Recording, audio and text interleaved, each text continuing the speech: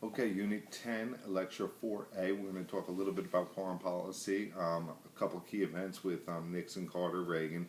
Then we're going to get into the end of the Cold War, the collapse of the Soviet Union, Reagan's role in that, and George H. Bush's.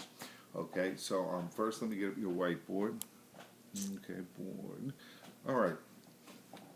So during the Cold War era, millions of Americans served in the military defending freedom in wars and conflicts that were not always popular.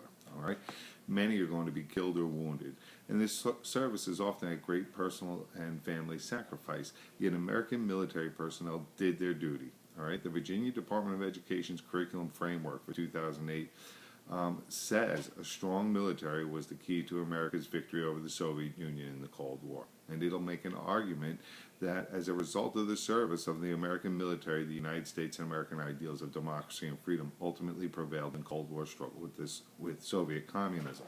I mean, this is one of these points in the SOLs where I'm not always happy because I think history is out yet. We make a lot of assumptions and we teach this and talk about this in a very, very one-sided or very narrow view. Okay, but that's all right. We're going to go ahead with what the SOLs claim. Détente is détente is a term you should be familiar with. It's a cooling offer of the Cold War. All right, and cooling is good. Warming is closer to war. All right, so cooling off the Cold War. This is when the U.S. began to interact with the communists and lessen the tensions of the Cold War. All right, an easing of tensions between the two superpowers. Okay, now Richard Nixon starts this in 1972. And while it's not always in action, you know, the Cold War goes through periods of warming and cooling depending on who's president and who's premier. All right, but this will eventually, this détente lead to the fall of Berlin and the breakup of the Soviet Union in 1989, 1991.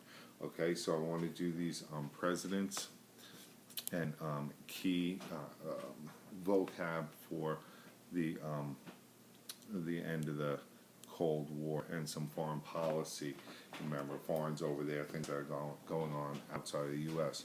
All right, so a really important event in the early 1970s, Richard Nixon up there will be the first president to go to China, all right, communist China anyway. All right, and pictures of him on the Great Wall and with the leaders of the Red China say a lot. All right, and this is a symbol of the era of brinkmanship coming to an end and a cooling off or a warming of relations between the two nations. And Nixon's going to be an excellent foreign policy president, and he's the one, if you remember, I think we talked about in class, that recognizes that the Soviets and the Chinese are actually in competition with each other, and he'll use that against them. Okay, he's also the president with Vietnamization as a policy when we try to pull out of Vietnam and replace American troops with South Vietnamese troops. All right. And he'll also be behind SALT, the Strategic Arms Limitation Treaty, which will begin with Nixon. And there'll be treaties signed between us and the Soviets, limiting the amount of nuclear arms we have.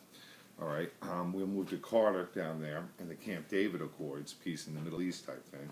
All right, so it's the Arabs and the State of Israel, since the formation of Israel, have been for the most part at war or in conflict with each other. So Carter will bring Egypt and Israel together and broker a peace deal between the two. All right, so Egypt will be the first and one of the only Arab nations to recognize the existence of Israel. Jimmy Carter will also be president during the Iranian hostage crisis.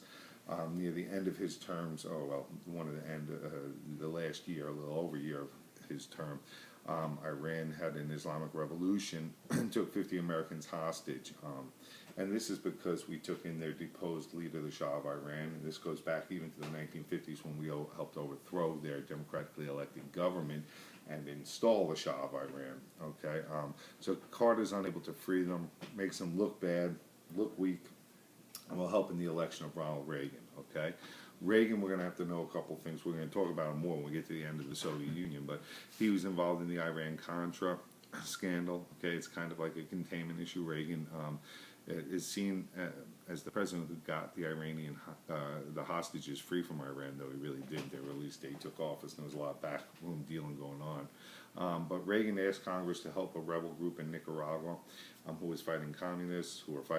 And Congress refused, so Reagan went behind their back and made a deal with Iran to sell them weapons. And in return, the Iranians sent guns and arms to the rebels, who we call the Contras. All right, know that.